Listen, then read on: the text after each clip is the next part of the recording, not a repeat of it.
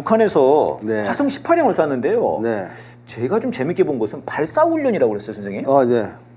그러니까 올해만 해도 지금 이게 세 번째인가 그렇죠. 네. 또 앞에는 발사 훈련이 아니었고 그 시험 발사. 시험 발사였죠. 근데 발사 훈련이라는 건 뭡니까? 그거 실전 배치했다는 뜻이죠. 어, 그리고 지시가 내려가자마자 아주 빠르게 쐈다는 건데요. 네. 그러니까 이미 완전 실전 배치를 해서 어허.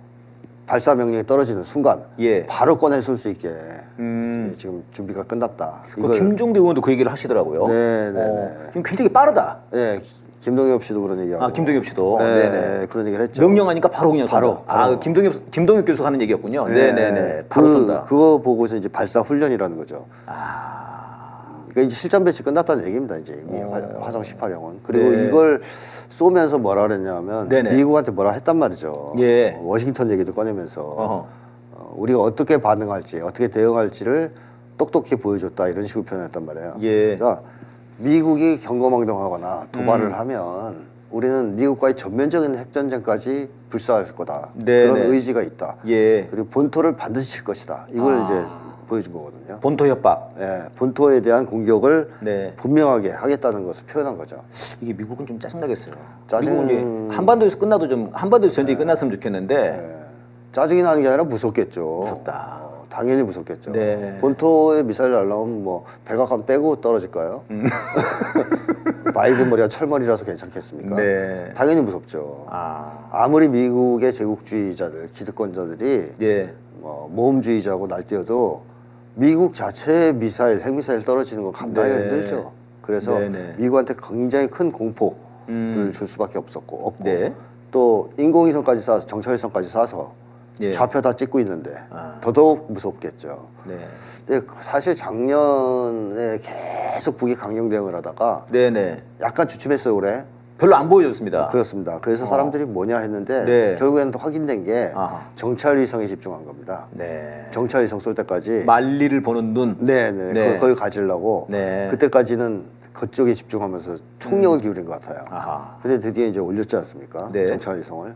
그럼 이제는 공세로 다시 나올 가능성이 매우 높아진 거죠. 예. 그래서 실제로 화성 18형을 쏘기 전에 단거리 탄도미사일도 쐈어요. 남쪽에 있는 미군 기지 그 부산에 네네네네. 부산에 그 핵잠수함 미주리함이 들었어요. 네, 미주리. 미주리가 난 마주리 그러면서 들어왔는데 그거 길이만큼 쐈고요. 딱 그랬더만요. 네, 단거리 탄도. 500 몇 킬로. 네, 네. 그 다음 날 화성 쏜 거예요. 그렇습니다. 화성 18형. 화성 18형. 그래서 이 김정은 위원장이 직접 이런 얘기를 했단 말이에요. 네. 적들이 계속 잘못된 선택을 이어갈 때에는 분명 그보다 진화되고 보다 위협적인 방식을 택하여 더더욱 공세적인 행동으로 맞대응해야 한다 이렇게 얘기를 했습니다. 그래서 이제 정찰위성까지 쌓겠다. 네. 미국이 태도를 안 바꾸고 있으니 네네. 과거와는 다른 방식. 네. 그러니까 화성 18형 발사는 이제 맛보기일 뿐이라고 생각합니다. 아하. 더 진화되고 위협적인 방식을 쓰겠다고. 더 나올 거다. 예, 국가 지도자가 이렇게 표명을 했고 네. 여러 가지 북에서 나오는 얘기들이 살벌합니다 지금. 그래서 내년도에 들어가면 북미 간에 아주 강력한 네. 긴장 고조가 있지 않을까 아하. 예상이 좀 되거든요. 야, 그럼 총선 전에 뭐 이래저래 네. 여러 가지 이유로 네. 굉장히 한반도가 격동하겠군요. 이 전쟁 관련된 국면도. 특히 미국 대선 아하. 내년 대선이 내년 이제 하반기죠. 하반기죠. 네, 그 가을에. 이전에 북이 엄청나게 공세를 취한다 만약에 미국한테. 네. 그럼 바이든이 제일 괴롭거든요. 트럼프는 계속 김정은 국무위원장 좋다고 막 계속 얘기하잖아요. 칭찬하잖아요. 네, 계속 그러더라고요. 네, 우리들이 너무 사이가 좋다. 네. 그럼 트럼프한테 엄청 호재입니다. 아하. 트럼프가 딱 그럴 거 아니에요. 바이든 너가 돼가지고 아. 국가의 관계가 너무 나빠졌잖아. 네네. 미국 본토에 핵미사일 떨어지면 아. 네가 받을래? 뭐 이럴 거 아니에요. 그러겠네요. 내가 되면 김정은 위원장하고 사이가 좋으니까 바로 이 문제 해결하고 예. 다 정리해서 우리 안보 문제 해결할 수 있어. 그러면 바이든이 이것 때문에 질 수도 있어요. 아, 이 문제로 인해서. 예, 예. 그러니까 대선에 굉장히 안 좋은 악재입니다 이게. 네. 트럼프한테는 호재고. 어허. 그럼 미국 입장에서는 트럼프는 그 편지라도 보내야 될 거 아니에요. 네. 제발 좀 총풍 같은 거 이렇게 네, 미사일풍 뭐 이런 네. 거. 근데 바이든은 결사 막아야 된단 말이죠. 결사적으로.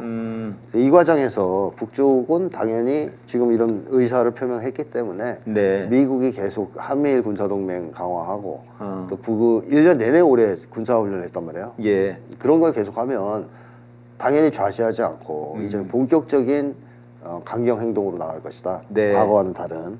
그래서 내년에 한반도가 상당히 위험해질 수 있습니다. 예. 근데 이게 지금 보니까 이제 우리들은 언론을 통해서 보니까 갑자기 북한이 단거리 미사일을 날리고 네. 갑자기 북한이 ICBM을 날리는 걸로 사실 이해를 할 수 있거든요. 네. 근데 사실 보면 이제 그 지난주에 핵 협의 그룹이든가요. 네.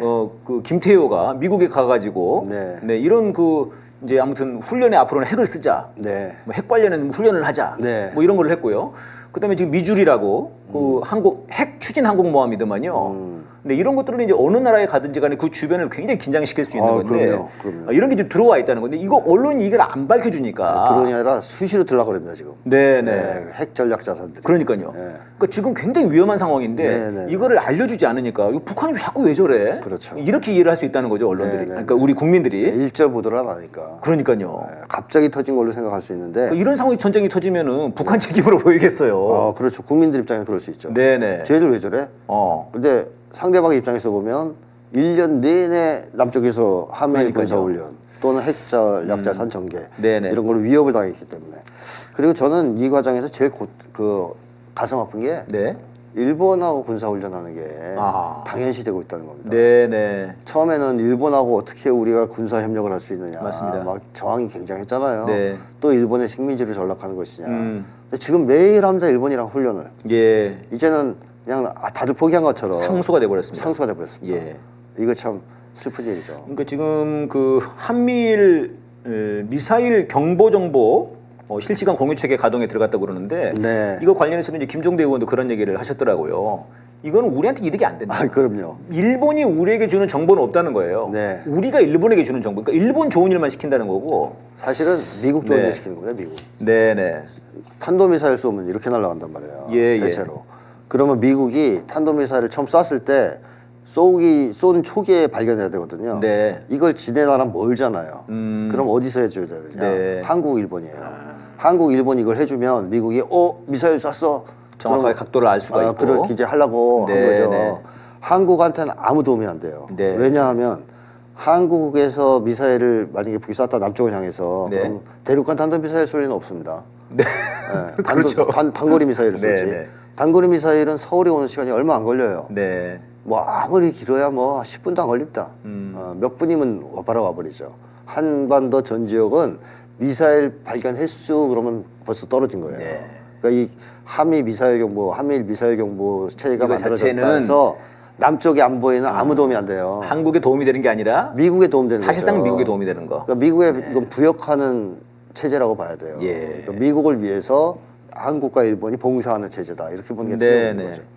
그렇군요. 그다음에 또 여기서 이제 좀 약간 좀 재미난 기사는 그겁니다. 보니까는 지하 터널에서 나오더라고요. 화성포 18형이. 네. 그래서 이제 김종대 의원이 한 말은 그거였네요. 네. 킬체인이 효과가 없다. 그렇죠. 미리 알고 때려야 되는데 네, 네. 어디서 나올지를 모른다. 그렇죠. 좀 이런 게 하나가 있었고요. 또 미국이 또 안보리에서 뭐 의장 성명회든 뭐든 규탄을 해보려고 그랬어요. 네. 근데 규탄이 아예 안 돼버렸습니다. 네. 다 무산됐고. 그래서 이제 혹자들은 예전에는 막 제재, 네. 기본이 제재였는데 네. 지금 제재는 커녕 네, 성명도 규탄도 못한다. 규탄도. 근데 그래서 이제 몇몇 나라들 묶어가지고 뭐 그냥 언론 자기들끼리 발표를 냈어요. 나쁜 놈들이야 이렇게. 근데 그것도 수저가 굉장히 쪼그라들었더라고요. 미국이 예. 우크라이나전 터졌을 때만 해도 네네. 40몇 개국 정도의 지진을 얻었어요. 그러니까요. 그러니까 러시아 제재 동참을 한 나라들이 40개국 정도 되는데 이것도 이제 황당했죠. 네. 옛날 같으면 40몇 개국이 말이 됩니까? 아. 거의 대부분의 나라들은 동참을 안 한 거란 말이에요. 예. 러시아 제재. 그리고 그 다음에 이제 줄어든 게 또 몇십 표 더 네네. 적게 네. 유엔에서. 그때 그다음에 저 이스라엘 전쟁 관련해서 뭐 그렇게 나왔죠. 유엔 총회 때는 10표로 떨어졌습니다. 그러니까요. 10표. 그러니까 이번에도 그런 것 같더라고요. 점점점 줄어들고 있다. 미국 패권이 점점 국제 무대에서 네. 사그러지네. 뭐 미국이 패권이 빠르게 추락하고 있다는 게 네. 이런 국제 무대에서의 이런 표결이라든가 뭐 안보리라든가 이런 데서 계속 드러나고 있는데 네. 이제는 그야말로 막을 수 없을 정도로 미국이 네. 영향력을 빨리 상실하고 있는 것 같습니다.